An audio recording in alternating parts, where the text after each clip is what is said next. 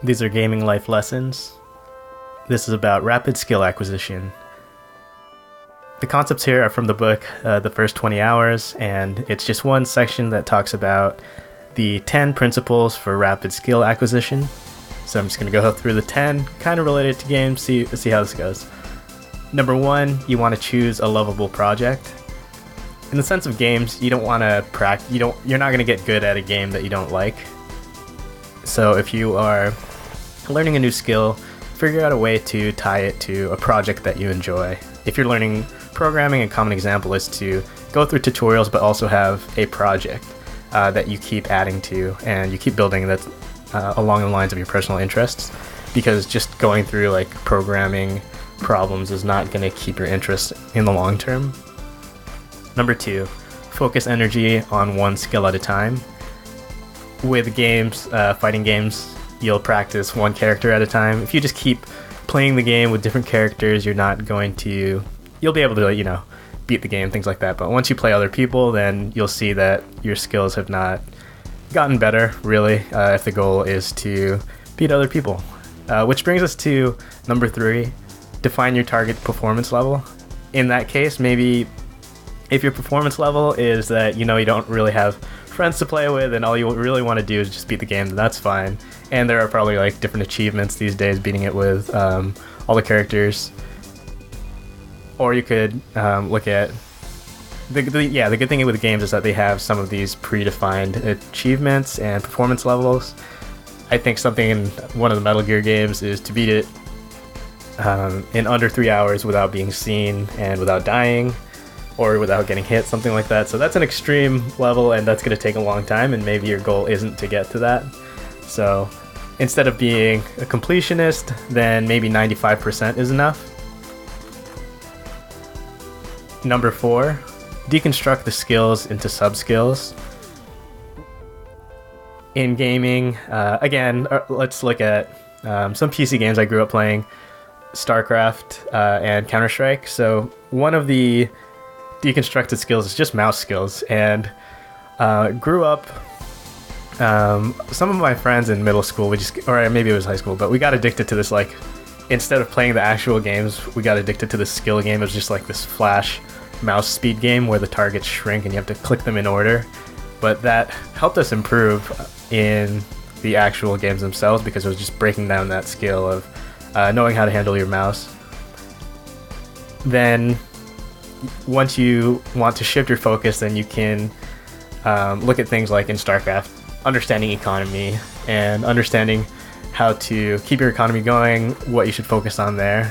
But if you're focusing on all these different skills at once, then it won't work out well. And same thing in life, like if you are learning something like, let's say public speaking, then you want to break those skills down. You can practice outlining talks separately from actually like moving around the stage and practicing a talk in its final form. And then once you combine those, it helps to just break them down instead of just going from talk to talk. Just giving it in its whole form, you won't improve at different things that way, though that is also important, just getting those reps in of doing the actual performance. Then number 5, obtain critical tools. In games, if you think of RPGs, there's always things that are blocked off until you have a certain item, or you do basically like the story is blocked off until you are at the right point to progress it. And in real life, it's not always as clear when you're learning something what the critical tools are, but this is where like an expert or having good resources helps, so that you know what you need to learn before you move on to the next level, and learn that if you go out of order, sometimes in games you're allowed to progress to certain places before you're ready, and then you get stepped on by Emerald Weapon. Not fun. And you don't want that to happen in real life. Number 6, eliminate barriers to practice. Thinking of games, early on, like Street Fighter 2, the first one, you didn't really have a way to practice a combo over and over. You would just have to have 2 players, and one player was just like your empty controller. Or at worst, you're at the arcade and you just have to keep, I guess, like paying to have a dummy player. Then, of course, it progressed, and there were different training modes. You could set the situation up, the life would keep coming back. And the important thing there is you have a situation where you can just keep practicing that one skill over and over. And then in life, you want to do the same thing. Whatever you're trying to learn, you want to eliminate the barriers so that you can set up the situations and set your intention for practice. If you're practicing an instrument, then you don't want to keep, you don't want your guitar to be an hour away. That's a weird example, but if you have the guitar at home, then it'll be easier to practice that.